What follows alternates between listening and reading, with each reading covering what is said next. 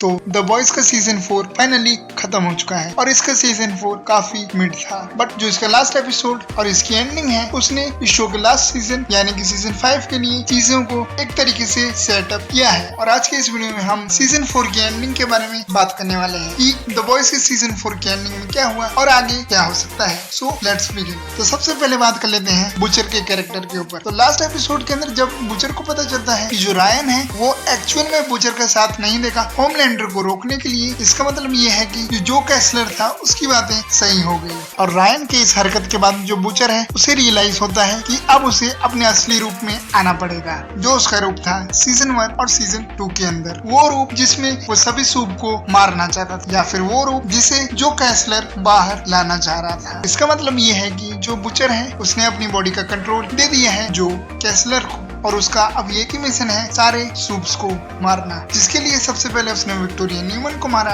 और Victoria Neumann को मारने के बाद बुचर ने जो वायरस है सूप्स को मारने वाला वो भी उसने खुद रख लिया, जिसे वो मोस्ट प्रोबेबली हवा में फैलाएगा, जिसके बाद वो कोरोना की तरह फैलेगा। बट अब ये क्लियर नहीं है कि बुचर का कैरेक्टर कार में बैठ के कहाँ जा रहा है, बट उसका मोटिव क्लियर है, वायरस को फैलाना। और इसके बाद अब अपना फोकस शिफ्ट करते हैं होमलैंडर की साइड पे। तो जो होमलैंडर का प्लान था विक्टोरिया न्यूमन को प्रेसिडेंट बना के चीजों को अपने हिसाब से रूल करेगा, वो प्लान फेल हो चुका है क्योंकि विक्टोरिया न्यूमन मर चुकी है। मगर हमें ये पता चलता है कि जो सिस्टर सेज है वो अपना अलग ही प्लान बना रही थी, जिसके अंदर सिस्टर सेज ने जो प्रेसिडेंट की बातें हैं वो बातें मीडिया में लीक कर दी, जिसके बाद वो बंदा जो बॉयज की तरफ था वो भी प्रेसिडेंट नहीं बन पाएगा। जबकि हमें एक और बंदा देखने को मिलता है जो कि बन रहा है नया प्रेसिडेंट, और उसने अपनी अलायंस घोषित कर दी है होमलैंडर की तरफ, जिसके बाद जो होमलैंडर है वो अब डायरेक्टली रूल कर सकता है यूनाइटेड स्टेट के ऊपर। और इस चीज के बाद होमलैंडर ने डायरेक्टली ऑर्डर दिया है कि जो स्टारलाइटर के सपोर्टर है लोग उन्हें पकड़े, जिसके अंदर आते हैं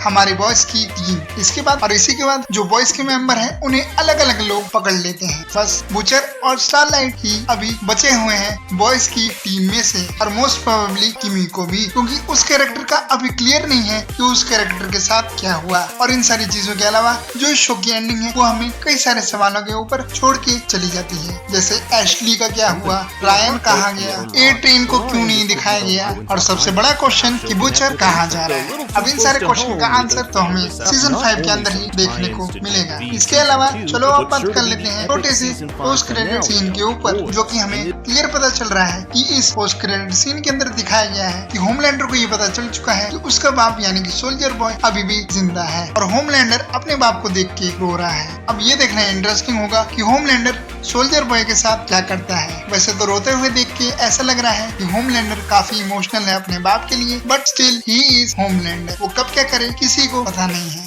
डिस्पाइट कि इन दोनों कैरेक्टर्स की लास्ट मीटिंग कुछ खास अच्छी गई नहीं। तो यही थी वीडियो बॉयज के season 4 ending and post credit explain की। अब जिस नोट पे इन्होंने चीजों को छोड़ा है उसके बाद सीजन 5 में क्या होता है वो देखना इंटरेस्टिंग होगा। विद दैट आज की इस वीडियो को यहीं पे खत्म करते हैं। तो मेरी आवाज सुनोगी प्रोबेबली किसी और वीडियो में, तब तक के लिए थैंक्स फॉर वॉचिंग।